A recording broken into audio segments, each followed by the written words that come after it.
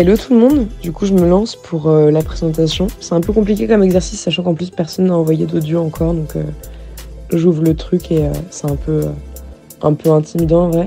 Je m'appelle Charlotte, j'ai 22 ans, je suis apprentie en librairie, enfin en gros je suis apprentie libraire pour les 2 prochaines années qui arrivent pour devenir libraire.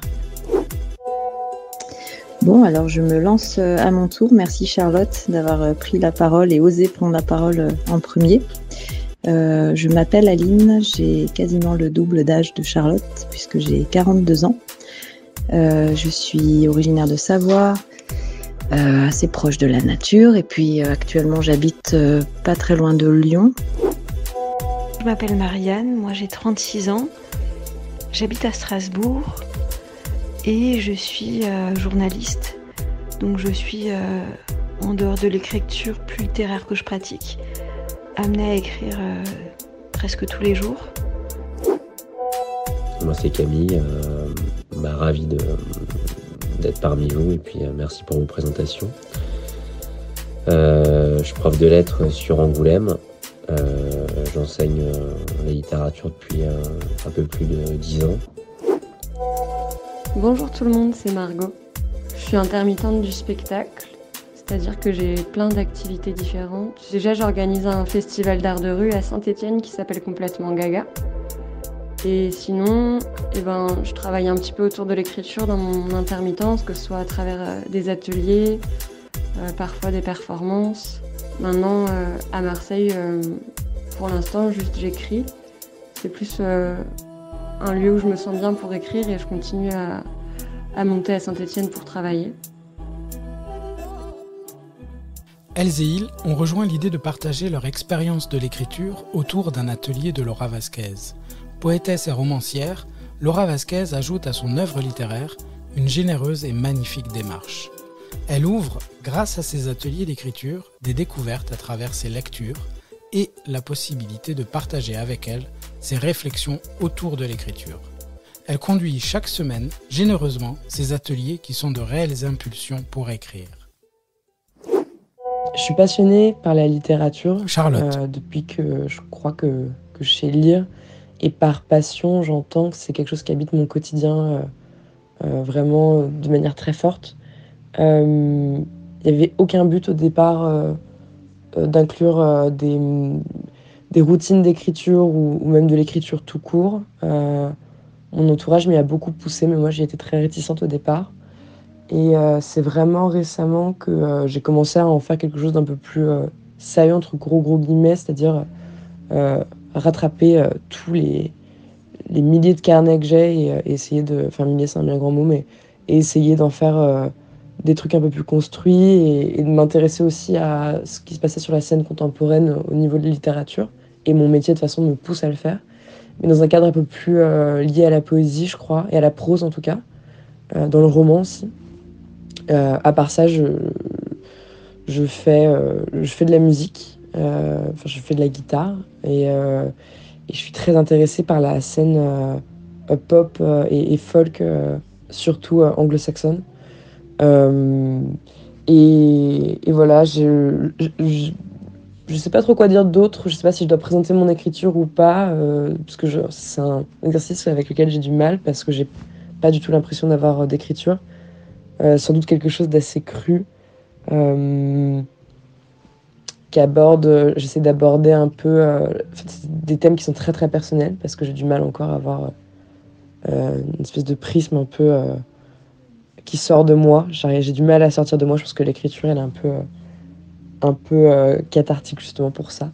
Et ouais, du coup, voilà. J'ai fait des études à Paris et à Lyon, des études artistiques. Aline. Donc actuellement, je suis artiste plasticienne et thérapeute. Voilà. Ma relation à l'écriture, elle est très libre, très spontanée.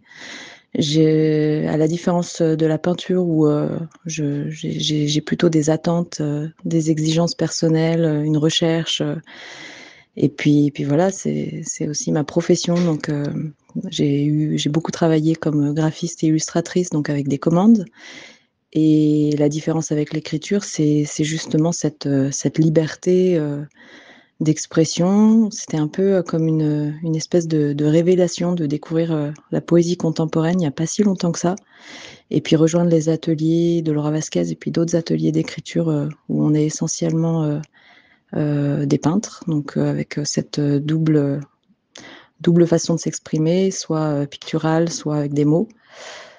Voilà, j'ai l'impression que c'est très complémentaire, en tout cas chez moi, le fait d'un côté de peindre et quand il y a certaines choses que je n'arrive pas à exprimer, je vais passer par l'écriture.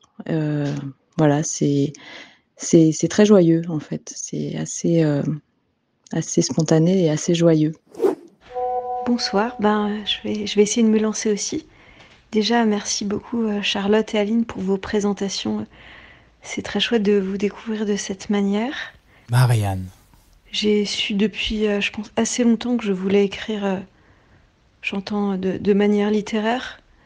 Vraiment depuis des années, mais ça fait que depuis 4 ou 5 ans que je me suis vraiment mise à le faire. Et ça fait encore un peu moins de temps que je le fais de manière beaucoup plus régulière. J'écris de la poésie ou de la prose poétique et aussi beaucoup de fiction. Et c'est d'ailleurs plus de la fiction que j'écris en ce moment. Après l'obtention, master et concours et tout ça, j'avais commencé une thèse autour de l'écriture dite numérique.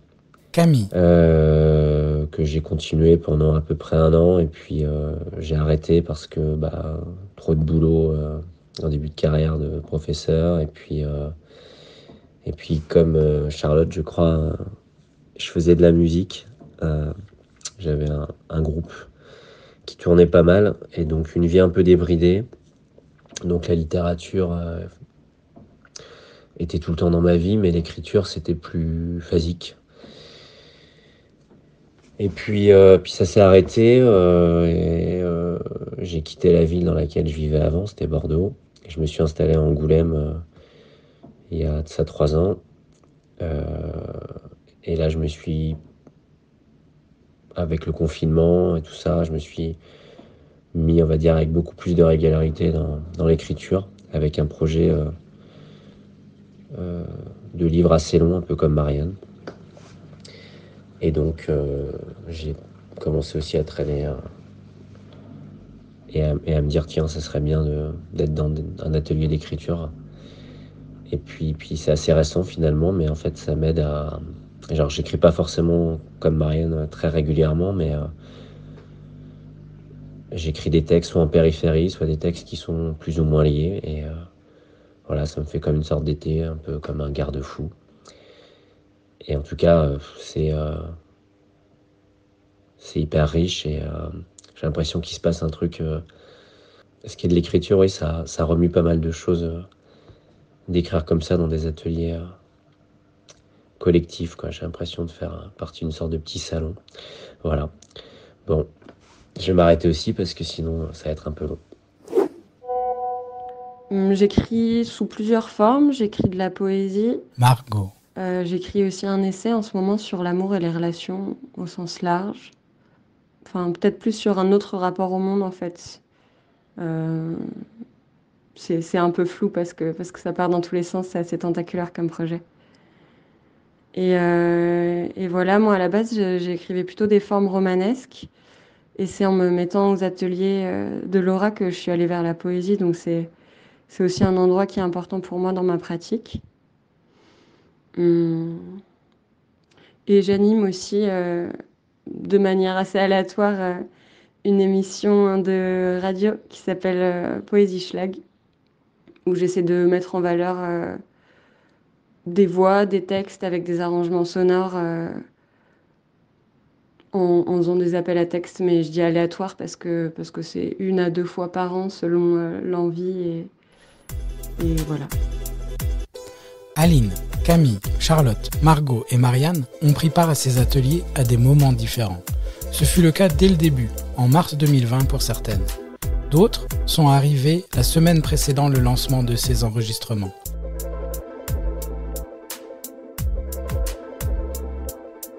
Des quatre coins de la France, ce qui les unit, c'est leur envie d'écrire. Sans être tout à fait sûrs, sans être tout à fait en conscience de ce qui les motive, elles et ils progressent. De l'intime au pouvoir de l'écriture, elles et ils se prêtent à offrir un instantané de ce qu'elles et ils traversent autour de l'écriture de cet atelier. Je n'ai fait que les inviter à entrer en correspondance. Elles et ils étaient libres de suivre ou non mes questions, de partager leurs commentaires et leurs questionnements. À la fin de ce podcast, elles et ils vous partageront peut-être leurs textes. Alors écoutez. Hello tout le monde, c'est Charlotte. Désolée pour ma voix, je viens de me réveiller. Pour répondre à la question de comment j'appréhende moi les ateliers d'écriture et les consignes d'écriture chaque semaine. Moi, ça fait peu de temps du coup que j'ai commencé, ça doit faire un mois ou un mois et demi que je suis inscrite.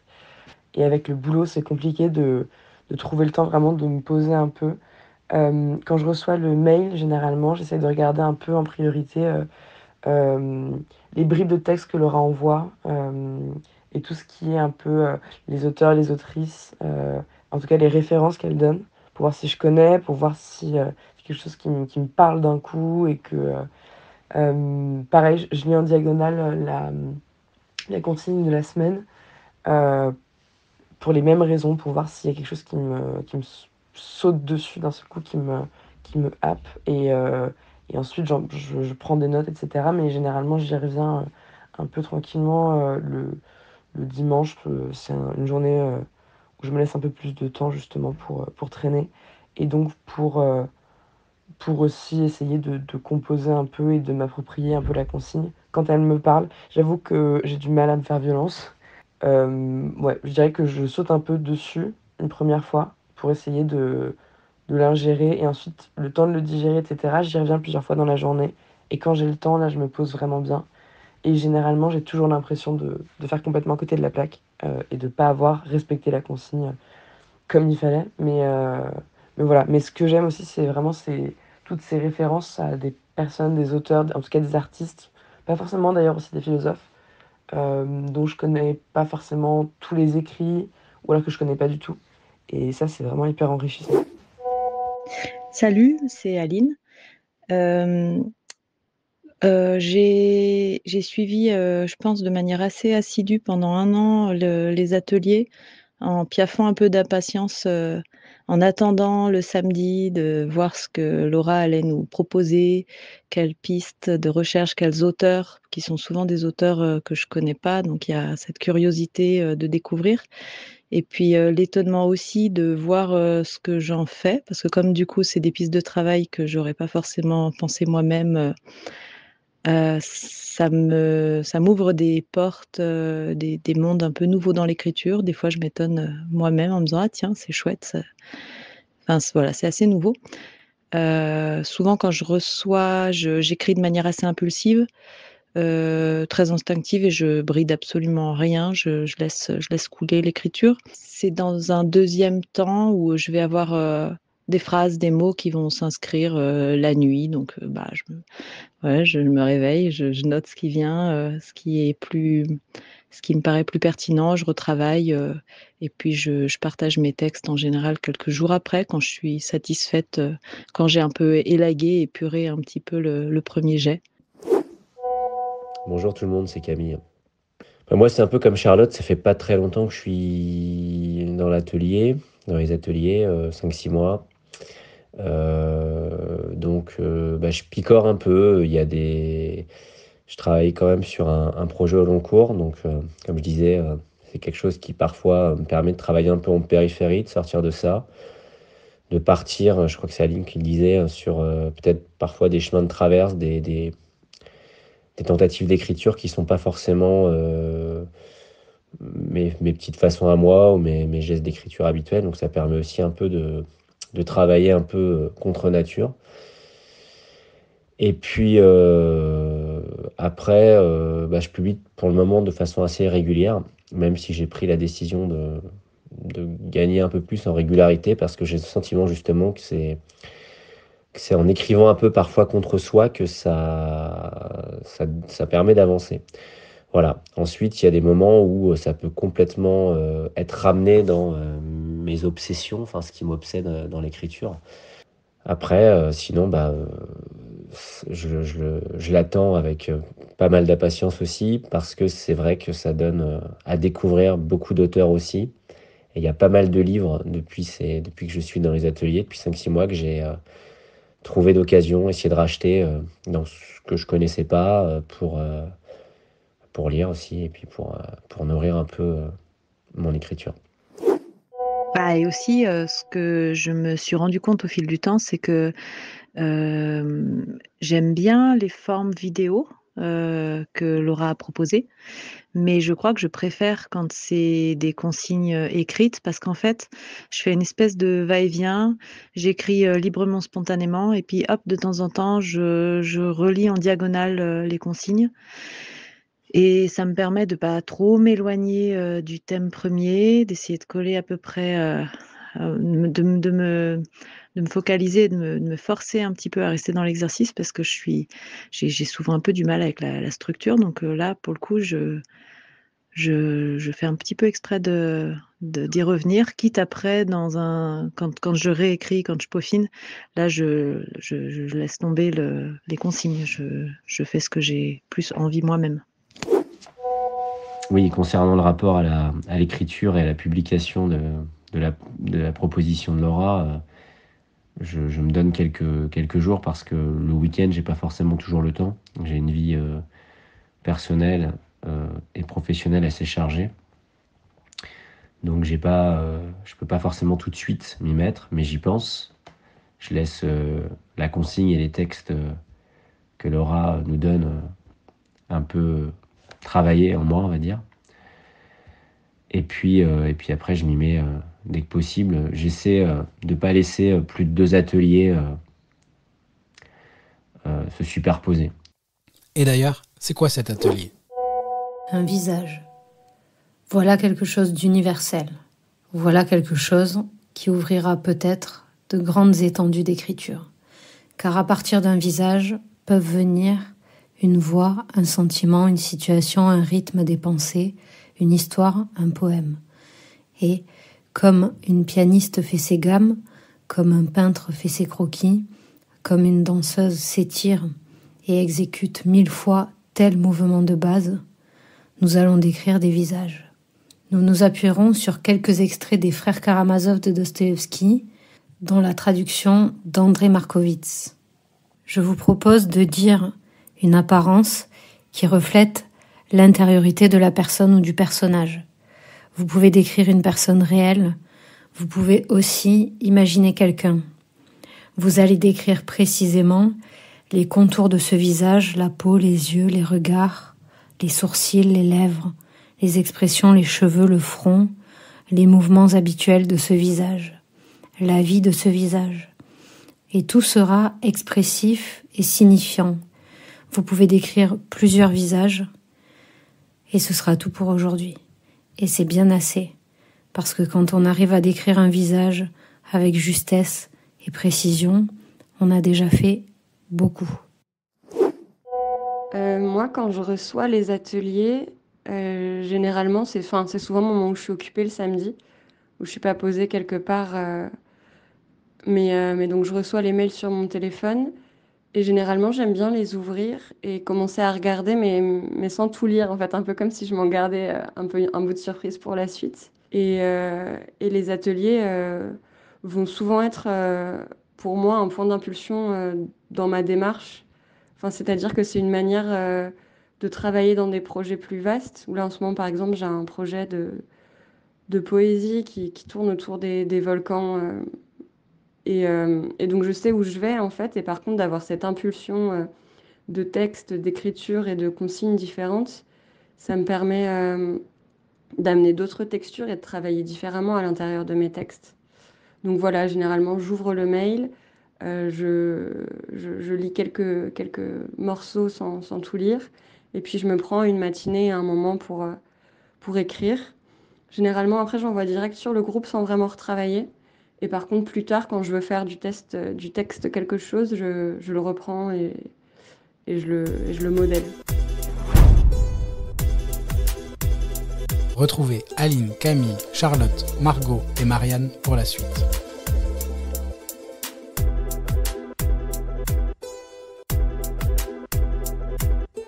En miroir, un podcast de Benjamin Milazzo, proposé avec Captive Édition.